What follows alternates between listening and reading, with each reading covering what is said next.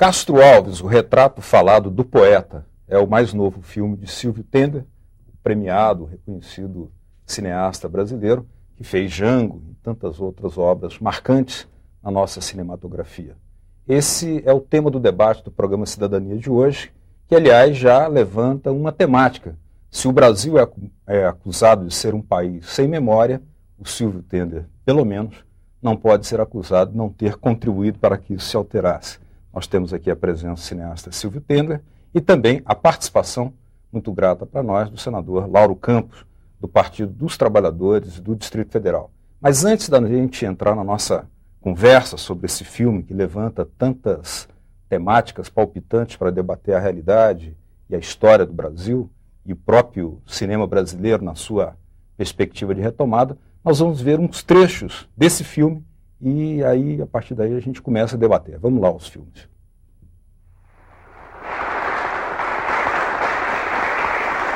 Minha poesia ganhava espaço e plateia. Da mortalha de seus bravos, fez bandeira a tirania. Oh, armas, talvez o povo de seus ossos faça um dia. José Bonifácio. O século é grande, no espaço há um drama de treva e luz. Como Cristo, a liberdade, sangra no poste da cruz. Um corvo escuro, anegrado, obumbra um manto azulado. Das asas da águia dos céus arquejam peitos e frontes. Nos lábios dos horizontes há um riso de luz. É Deus. Às vezes quebra o silêncio, ronco estrídulo, feroz. Será o rugir das matas? Ou da plebe a imensa voz? Treme a terra hirta e sombria com as vascas da agonia? Da liberdade no chão?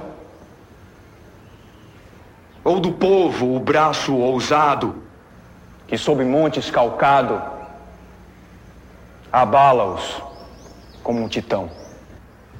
Merecia aplausos até da grande Eugênia Câmara, atriz portuguesa, senhora absoluta dos palcos de Recife e minha grande paixão secreta desde os 16 anos. Silvio, seria injustiça afirmar que o cinema brasileiro não retratou, não documentou seus mais importantes personagens históricos, mas talvez a gente possa dizer que o personagem Castro Alves tenha sido retrasado, tenha demorado muito, né, a ser retratado para uma questão tão tangente no Brasil, um país que, tendo sido escravocrata, tendo essa ferida ainda aberta, que ainda sangra na realidade de hoje, através do racismo. Demoramos muito para focalizar Castro Alves? Eu acho muito, muito. A história do cinema brasileiro tem quase 100 anos, tem, brincando, 95 anos por aí. Não, tem 100 já, 1898, 1900, quase, né? E a gente até hoje não tinha rodado ainda um filme sobre Castro Alves, que é um personagem riquíssimo da cultura brasileira, da poesia brasileira, um dos maiores textos desse país, um dos maiores poetas, e ao mesmo tempo um poeta comprometido com o seu tempo, com a vida política, quer dizer, é um poeta, digamos, engajado, é um cara que lutou pela abolição, lutou pela república, lutou pela igualdade de direitos das mulheres, né? É um cara que é antenado com tudo que acontecia no mundo de revolucionário, é amigo do Henrique Heine, que era o grande amigo do Marx na Europa, conhece, é tradutor do Henrique Heine, tradutor de Vitor Hugo, e esse cara a gente não conhece no Brasil, né? Então, eu acho que o cinema tem essa responsabilidade também. Eu fico feliz de ter sido o primeiro a abordar Castro Alves, ainda que eu acho que ele seja um filão inesgotável. Senador, um filme como esse, Castro Alves, ele vem exatamente à baila quando o Brasil discute questões como racismo. Aliás, uma pesquisa recentemente divulgada reafirma a existência, a persistência do racismo, dolorosamente para nós, ou mesmo questões como no salário mínimo, que, segundo alguns estudos de economistas, hoje valeria menos da metade do que era o custo de um escravo em sua época. O cinema, então, contribui para debater, fazer uma reflexão ampla sobre isso?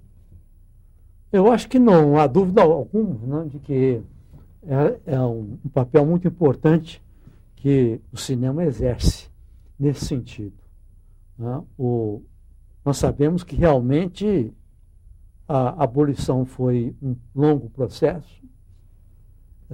Poucos são os brancos em que a gente pode acreditar que realmente estavam conscientemente empenhados no processo da libertação, da abolição, né? Mas o Castro Alves é um desses raros exemplos. Porque, por exemplo, nos ingleses, né, na sua contribuição para a abolição, nós temos que ter uma visão muito crítica, né, e esta inserção da Inglaterra no processo da abolição, da criação de toda a legislação que foi diminuindo e acabando por abolir a escravidão, né, é algo muito, muito suspeito e deve ser estudado com mais cuidado. Agora, e também esse processo de abolição, né, é isso que nós estamos dizendo, né, você acabou de dizer. Eu acho que realmente ele não acabou, não se esgotou ainda, não se completou, né, a abolição. Né. Nós temos aí todos os indicadores de que os negros, tanto no Brasil quanto nos Estados Unidos, em outros países da América, principalmente, não apenas a destruição dos negros na África, né? E a escravização dos negros da própria África, na própria África, at home. Né? Eu acho que realmente o processo não se esgotou. O apartheid está aí, presente, em todos os setores, né? Tanto nos indicadores, por exemplo, de índice de analfabetismo, índice de acesso a cargos públicos e a cargos em empresa, né? Os vencimentos pagos a negros e brancos e mulatos, a diferenciação. Né? Tudo isso mostra, além disso, né, o salário mínimo, né, que realmente parece que o presidente Fernando Henrique Cardoso, quando ele era um estudioso, quando ele era um sério pesquisador, ele foi, né? Ele disse justamente isso na tese dele que se chama Escravidão e Democracia, e Capitalismo. Capitalismo e Escravidão. É a tese dele, doutoramento. Então, o que ele diz é o seguinte, é que a abolição foi feita porque ela não permitia que o trabalhador fosse tão explorado quanto ele é no nosso regime de assalariamento, nosso regime nas relações entre capitalistas e trabalhadores assalariados. Então, o motivo que ele vê, né, e não é só ele, tem uma corrente grande que partilha dessa posição, eu não. Mas tem muita gente que afirma isso, que o capitalismo, a extração, como dizia o professor Fernando Henrique Cardoso, da mais-valia absoluta e relativa, né, principalmente da relativa, não era permitida, né, na relação escravocrata, tal como ela é no capitalismo. No capitalismo, os trabalhadores podem ser exauridos e, por exemplo, se a mortalidade ocorre com 40 anos, ou 35 anos, ou 30 anos, né, o trabalhador morre, ele morre por conta própria. Né? Agora, se ele é escravo e morre com essa idade, obviamente dá um prejuízo muito grande, né, ao seu proprietário, senhor proprietário da coisa, da res, escravo. Né? De modo que, então, me parece que é por aí mesmo. Né? Nós temos ainda um caminho grande para percorrer até que nós consigamos a libertação dos chamados libertos. Silvio, ao escolher um personagem, poeta comprometido com o seu tempo, né, você quem faz um filme como esse sempre desenvolve uma relação muito intensa com o significado da obra do poeta, né? O Brasil é um país quase não lê, né?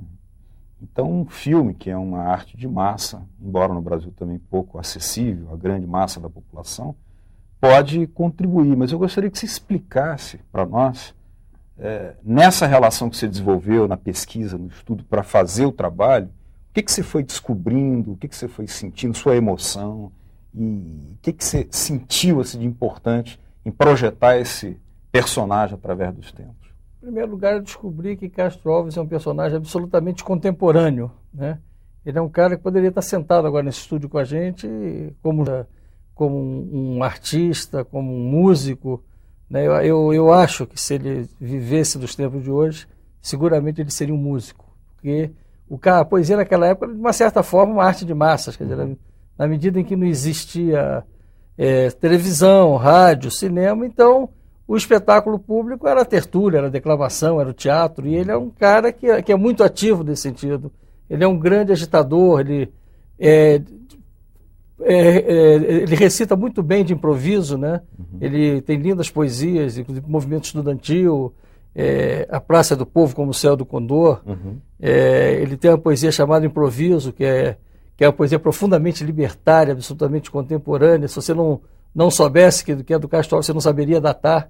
Então ele é um poeta concreto em alguns momentos, ele faz poesias, rimas que Caetano Veloso assinaria tranquilamente, Chico Buarque, Noel Rosa, né? Ai, quando brando vai o vento lento e a lua nua perpassar sutil, cheirosas rosas. Ele é um cara que brinca com as palavras. E ao mesmo tempo ele é um cara muito engajado. E eu quero mostrar isso para uma juventude que está muito desacreditada. Quer dizer, a gente está vivendo um momento de muito ceticismo, né? A juventude não acredita na política, nos políticos, e a gente precisa da política dos políticos se a gente quer mudar alguma coisa. Então a gente tem que saber fazer esse jogo. Eu acho que o jogo da rejeição é importante para mostrar que há uma rejeição por um determinado caminho seguido, mas a gente também tem que saber fazer alianças, a gente também tem que saber trabalhar. E o Castro Alves é um cara que sabia fazer isso. Por exemplo, ele se alia aos políticos do Partido Liberal para conseguir mais república, mais liberdade no Império, mas ele jamais se filia ao Partido Liberal, ao contrário de alguns colegas dele, como Rui Barbosa, por exemplo, porque ele é republicano e o Partido Liberal é monarquista. Então ele tinha outras crenças e ele é um cara profundamente libertário e ao mesmo tempo sabe fazer o jogo político. Ele é um personagem muito, muito rico, muito interessante. Ele nega o discurso da racionalidade. Quando eu digo que ele seria um músico, um artista hoje em dia, porque ele, em vez de partir pelo uso racional das palavras, ele parte pelo uso sutil das ideias. Então ele tem uma frase dele que é fantástica, que o povo é mais sentimento que ideias. Moralizar com a lira é o fim mais augusto e sublime da poesia. Quer dizer, ele fala de uma poesia engajada, de um engajamento, e ao mesmo tempo ele reconhece que você tem que conquistar as pessoas pela emoção, né? Você tem que seduzir pela emoção. Ele sabe fazer tudo isso. E ele é um personagem completamente ausente dessa pífia comemoração dos 500 anos. Quer dizer, ele e muitos outros ilustres brasileiros que constituíram o pensamento do Brasil, que deveriam estar na ordem do dia dessas comemorações. Quer dizer, essas comemorações tinham que mostrar as contradições, as mazelas do país como uma forma de superá-las e não enfiar a história para baixo do tapete como foi feito. Quer dizer, quando ela voltou muito mais violenta. E eu acho que o Castro Alves é um ausente significativo nesses 500 anos. Eu espero que seja corrigido ano que vem, quando a gente comemore 500 mais um. Essa questão da poesia da rebeldia, senador, talvez possa ser trazida para hoje sem nenhuma dose de mecanicidade, né, mecanicismo, porque há causas que ainda herdamos daquele passado escravocrata que seguem permanente, né, como aquela que expressavam recentemente pesquisas, né, indicando uma forte dose de racismo nas relações do trabalho. Mas como é que um personagem como esse pode iluminar os dias da sociedade brasileira? Olha, me parece que o principal é a liberdade, né?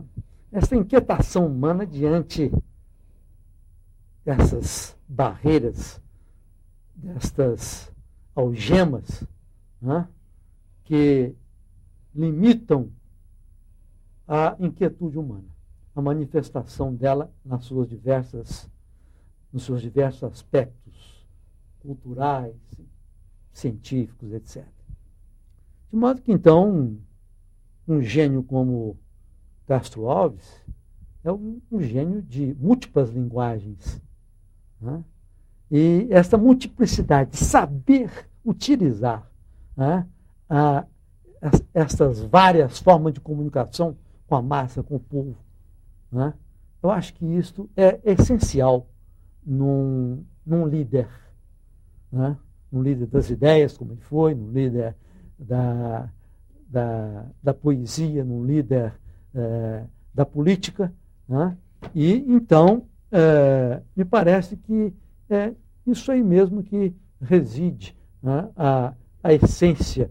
E a liberdade é a motivação, né, e um pré-requisito para a gente poder começar, iniciar, né, e reiniciar sempre o processo de conquista de mais espaço para a liberdade. Né? De modo que, então, me parece que nós todos estamos, tal como ele naquela ocasião, lutando e girando em torno do mesmo tema, né, e tentando fazer crescer esse espaço para a liberdade humana. E nisso aí é preciso acreditar no homem. É preciso ser otimista nesse bom sentido. Né? Aqueles que acham que o homem é um animal que deve ser domado, que deve ser limitado, preso, escravizado, esses realmente não são capazes de fazer avançar essa marcha em direção à liberdade e esses sonhos que nós sempre manifestamos, né? De igualdade, de oportunidades, etc. Silvio, no começo da década passada, na política cultural ou anticultural do governo Collor, os cineastas passaram até a se perguntar se o Brasil tinha que fazer cinema.